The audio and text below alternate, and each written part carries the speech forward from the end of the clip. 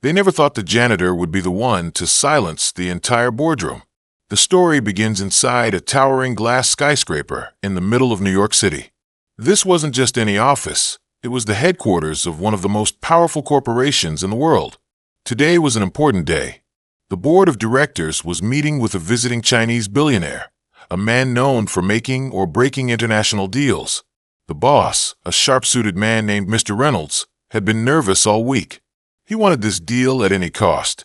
It could mean billions in profit, and his reputation as a business genius depended on it. The problem: the billionaire spoke Mandarin, and although an interpreter had been arranged, something unexpected happened. As the meeting began, the billionaire spoke directly in Mandarin, delivering long sentences with a sharp tone, glancing at the interpreter, and then smirking. But the interpreter froze. He was lost. The billionaire chuckled, clearly enjoying the power he had over the room. He leaned back in his chair, speaking faster in Mandarin, his words rolling off his tongue like lightning. The executives looked at each other, confused. Mr. Reynolds panicked. His face turned red. He had no idea what was being said, and it was obvious the billionaire was mocking them. The room was silent, and then, from the back of the room, came a voice. Clear, confident, smooth. It was the janitor, a tall black man in a simple blue uniform, holding his mop. He repeated the billionaire's words in flawless, perfect Mandarin. The entire room froze. The billionaire raised an eyebrow. He leaned forward, surprised, and asked another question in Mandarin.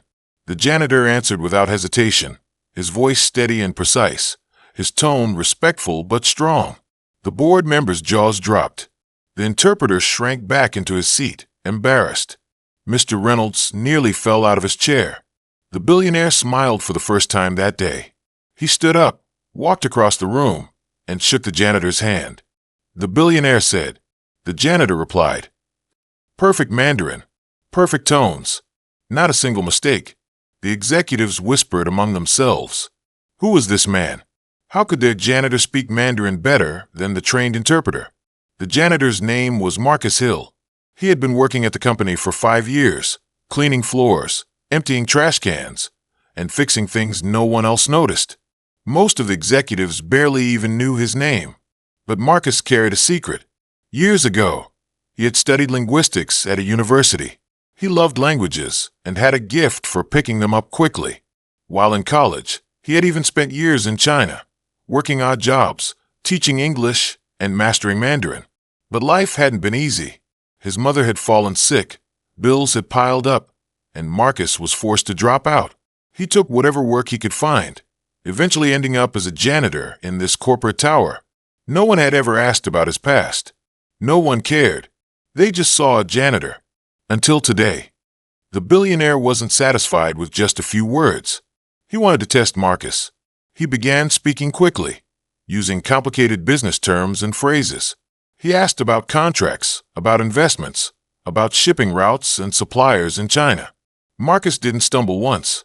He translated every word with ease. At first, the board members thought it was a trick, but the more Marcus spoke, the more they realized he wasn't just repeating words. He understood them deeply. Mr. Reynolds was speechless. This man he had passed by in the hallways, this man he had ignored for years, was now saving the entire meeting. The billionaire leaned back, folded his arms, and laughed. "You've hidden a gem in your company," he said in Mandarin, smiling at Marcus. "The rest of them look at me like I'm speaking magic, but you understand me." The interpreter had quietly slipped out of the room, embarrassed beyond measure. Now all eyes were on Marcus.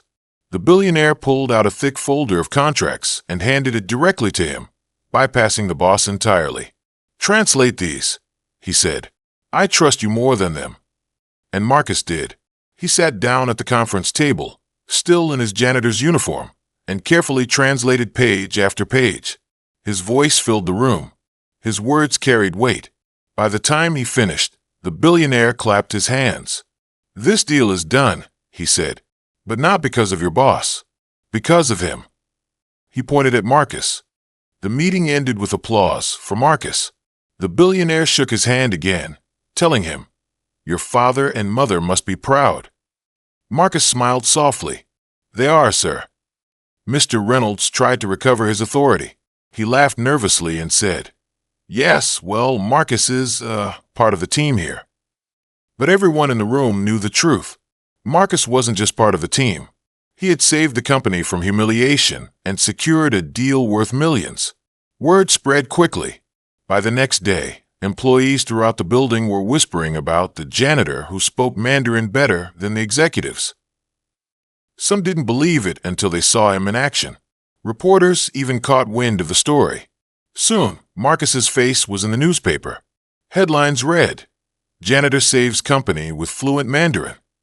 The executives who once ignored him now greeted him with respect. The same people who walked past him without a glance now stopped to shake his hand.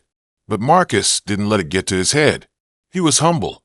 He came to work the next day in the same blue uniform, carrying the same mop. Only now, he wasn't invisible anymore. A week later, Marcus was called into Mr. Reynolds' office. The boss cleared his throat. "Marcus, I owe you an apology. And a thank you." Marcus just smiled. "You don't owe me anything, sir. I was just doing what I could." But the billionaire had left strict instructions. Marcus wasn't to be treated as just a janitor anymore. Within days, he was promoted, not just to a translator, but to head of international relations. His salary skyrocketed. For the first time in years, he could pay off his mother's medical bills, save for the future, and live the life he deserved. At the press conference announcing the deal, the billionaire stood beside Marcus, not the boss. Cameras flashed, reporters shouted questions, and Marcus answered, this time in English, then in Mandarin, switching effortlessly between the two. The crowd cheered. When asked how he learned the language so well, Marcus smiled and said, "Never underestimate the person you overlook. Sometimes the people you ignore are the ones carrying the greatest gifts." The story of the janitor who spoke perfect Mandarin spread across the world. And for Marcus Hill, the black janitor who once pushed a mop in the background, this was only the beginning of a new chapter. Because sometimes greatness wears a uniform no one notices until the right moment reveals it.